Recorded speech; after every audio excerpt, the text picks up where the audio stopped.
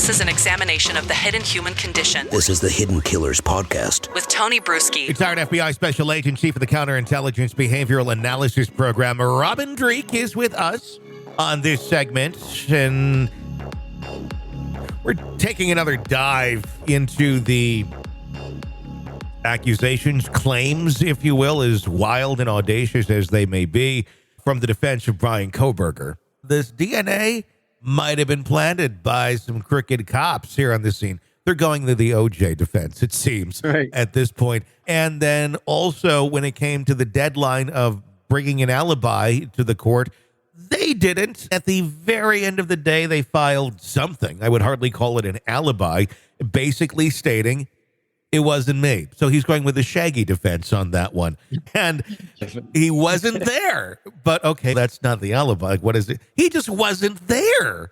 Okay, what is that? It may come out in cross-examination.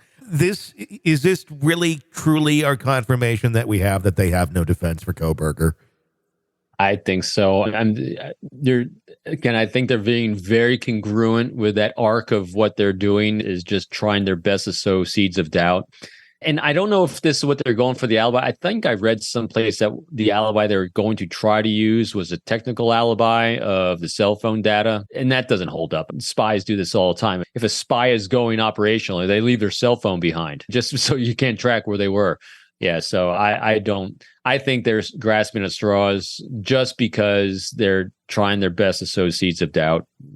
It's hard to really think of anything else that they're really reasonably trying to do, because it's everything in life when you're dealing with law enforcement is reasonableness. And so there's not a lot of reasonableness going on there. It feels if he has no alibi, which it appears he does not, he's damned if he does, he's damned if he doesn't say something, because if something is said with any sort of accuracy or definitiveness, that would be poked holes right through it. But if you're just very generic on everything, saying I was somewhere else and we may, I thought it was very interesting their choice of verbiage in that we may talk about that at some point in time. That right there, it just feels to me, I'm not going to incriminate myself any further, but there's nothing I can say to pull myself out of this at this time.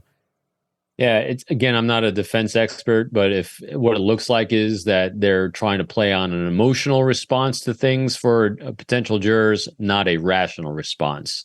Because when you emotionally can draw some doubt because of how they're arguing things, and hopefully they're hoping that the judge gives instructions that allow some jurors to have some emotional leakage in there, that's their really only hope, I think, that they're going for. Is this going to end up biting them, though, and hurting their case, making these very blanket statements of he looks forward to being exonerated, DNA was planted, he wasn't there? Once this comes to trial, does it not then look like you were lying about all of that too?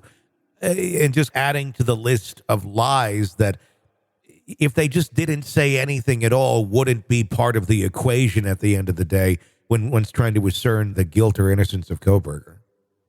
I still got two things on this one. The first, I'm still thinking as a defense attorney in this case as looking for the next job.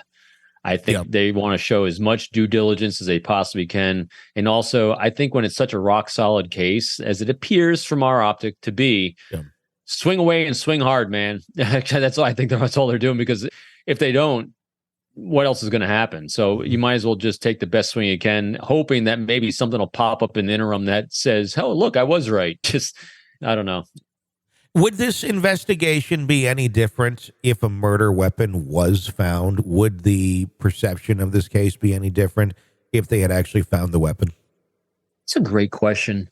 I don't really know. I don't necessarily think so, because psychologically, I think finding that sheath was almost the equivalent of finding the murder weapon.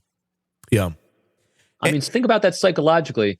So if you found the murder weapon, but had no DNA on the murder weapon, how would you know it's a murder weapon? But finding a sheath of the murder weapon or suspected murder weapon with DNA on it that matches his and family, that is like finding the murder weapon to me. So that's a really interesting question. But I think in the minds of people observing, and probably in the minds of the jurors when it presented everything, they're probably going to see it as one and the same, I would think. This is an examination of the hidden human condition. This is the Hidden Killers Podcast The Hidden Killers Podcast. with Tony Brueski.